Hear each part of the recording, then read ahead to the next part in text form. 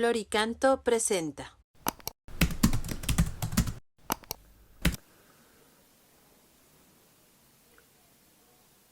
Número 290 del Compendio del Catecismo.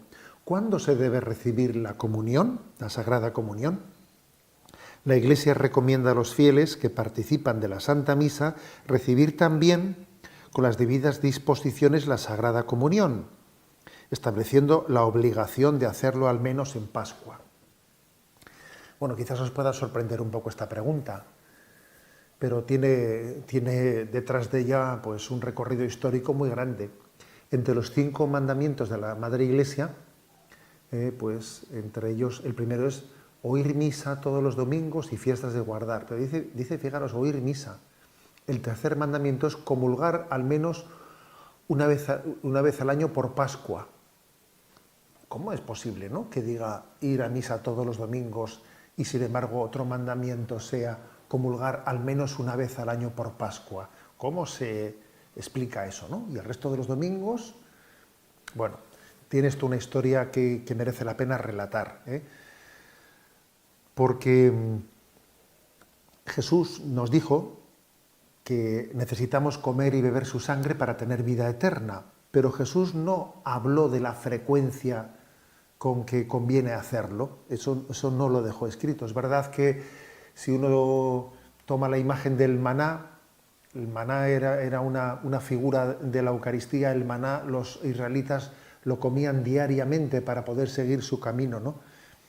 Pero es cierto que hubo, dejando ya el maná como símbolo de lo que sería la Eucaristía, a la hora de decir cómo celebró la comunidad cristiana la Eucaristía, no hubo una regla unificada para todo el mundo. Y, por ejemplo, hay algún texto como el de Hechos de los Apóstoles 2:46, en el que dice, con perseverancia acudían a diario al templo en un mismo espíritu, partían el pan en las casas y tomaban el alimento con alegría. Quizás cabría decir, por este texto, que ese partir el pan también era, celebrar la Eucaristía era diario. Pero uno ve en otros textos de San Pablo, pues que, sin embargo, cuando él está en Tróade, allí celebran un día a la semana la Eucaristía, el primer día de la semana, el domingo. Y así vemos distintas, digamos, tradiciones. Tertuliano, por ejemplo, es uno de los autores que por primera vez vemos cómo también se hace la celebración de la Eucaristía, no solo el domingo, sino también algún día entre semana. San Cipriano habla de la comunión diaria,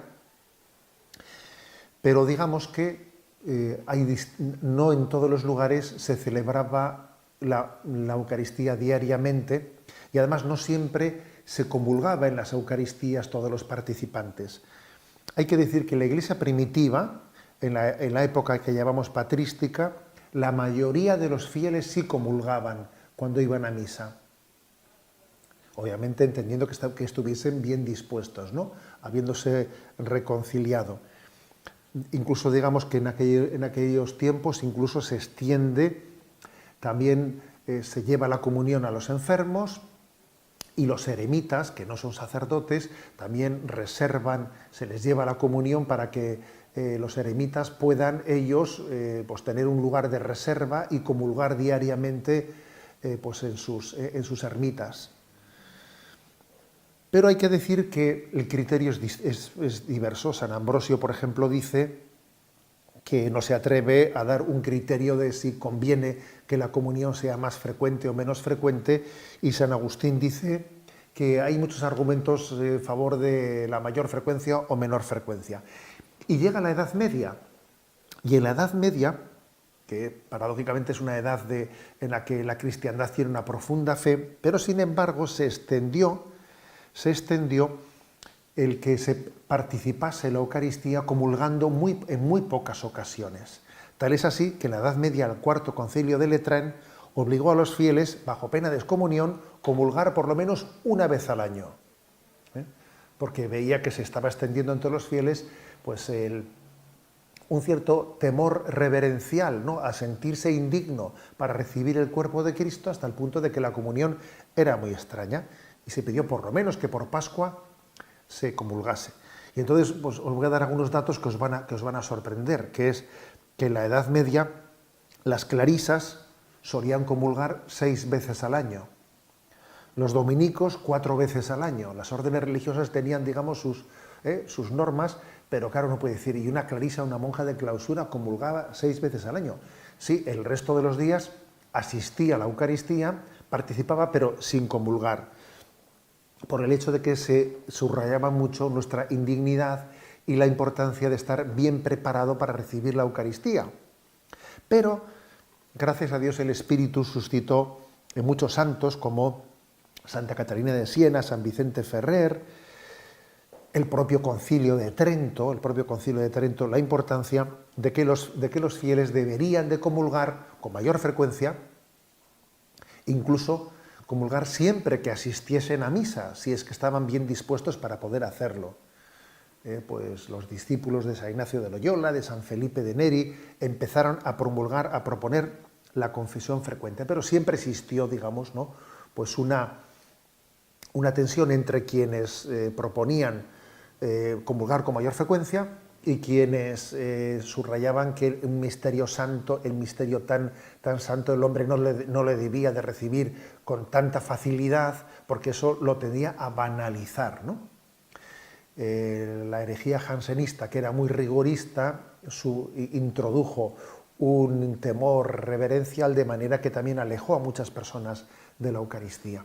Pero yo os voy a poner como testimonio que como sacerdote, yo recuerdo que algunas personas, pues esperaban el Jueves Santo para confesarse con el sacerdote un rato antes de la Eucaristía del Jueves Santo, y después de esa confesión comulgaban en la misa del Jueves Santo y no volvían a comulgar ya, porque les parecía que tenían que estar recién confesados para poder comulgar.